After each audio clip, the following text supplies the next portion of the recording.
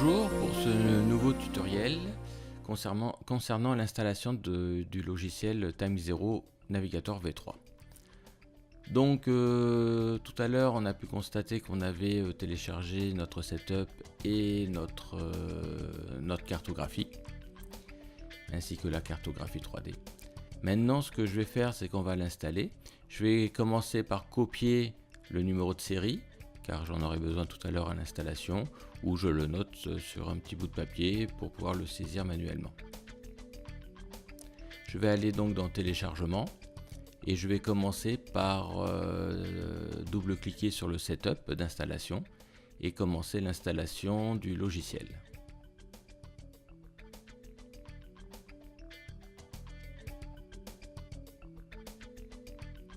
Ici évidemment tout dépendra un petit peu de la vitesse de l'ordinateur. Donc le temps qui commence à s'installer, on va un petit peu accélérer la vidéo pour aller un peu plus vite. Voilà, donc on a un petit peu accéléré la vidéo. Maintenant on va installer par défaut, faisant suivant à chaque étape à peu près. On va accepter le contrat de licence.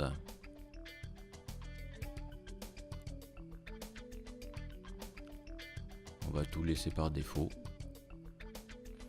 Et puis on va commencer à installer le logiciel. Là pareil, je vais faire un petit accéléré puisque ça met un petit peu de temps.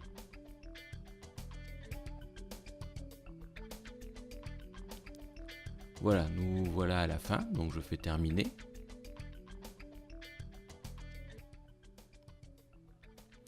Et dès que TimeZero va se lancer, je vais le lancer avec en mettant, voilà, il va me demander le numéro de série. Donc automatiquement, soit je fais un coller si je l'avais copié, sinon je le réinscris manuellement. Il voit qu'il reconnaît son numéro de licence, je fais activer. Il faut absolument que l'ordinateur soit connecté à Internet pour pouvoir activer le logiciel. Voilà, donc j'ai cliqué sur Terre puisque en fait j'ai pas encore paramétré tous mes ports COM. Et à l'ouverture du logiciel TimeZero, il va tout de suite me demander de me connecter à mon compte. Donc je me connecte, je connais mon identifiant qui est mon adresse mail et mon mot de passe. Voilà, donc je me suis connecté. Une fois de plus, il faut que le logiciel soit connecté à Internet. Là, il me dit que la licence est correcte. Et voilà, mon logiciel est donc installé. Alors par contre, ici, on n'a pas, on va zoomer un petit peu, et on s'aperçoit qu'on n'a pas de cartographie détaillée. Pour la simple et bonne raison, c'est que pour l'instant, on n'a pas encore installé les cartes. On va aller dans un endroit que je connais bien, qui est le golfe de Saint-Tropez et Port-Fréjus. Et effectivement, en zoomant, on s'aperçoit qu'on n'a aucun détail.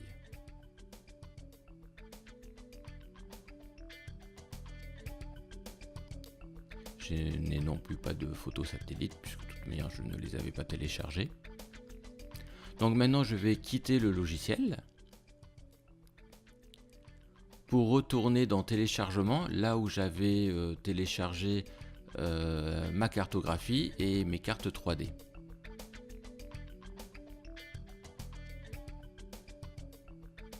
Je vais donc sélectionner ma cartographie et mes cartes 3D que je vais copier.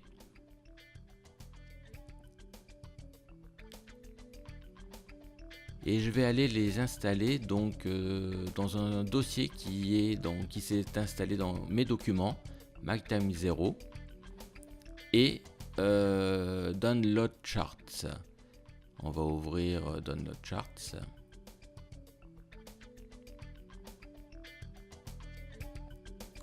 Et d'un clic droit de la souris, je vais faire coller. Et ma cartographie va rentrer dans ce dossier. Je vais tout refermer. Donc on voit bien qu'il y a la directory des cartes. donc mes documents, My Time is Zero et Download Charts. Je referme tout et je vais relancer Time is Zero.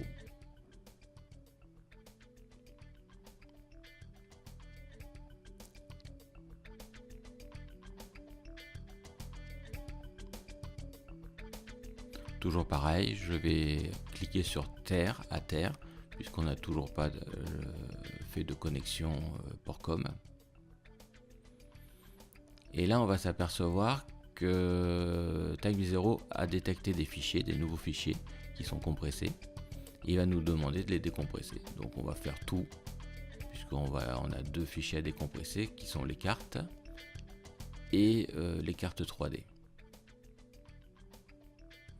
Généralement c'est assez rapide puisque la cartographie vectorielle est relativement légère. La carte 3D est un peu plus lourde, mais bon, ça se passe assez vite généralement. Voilà, donc les cartes 3D ont été installées. Maintenant on va décompresser les cartes vectorielles. Voilà, là ça va très vite. Voilà.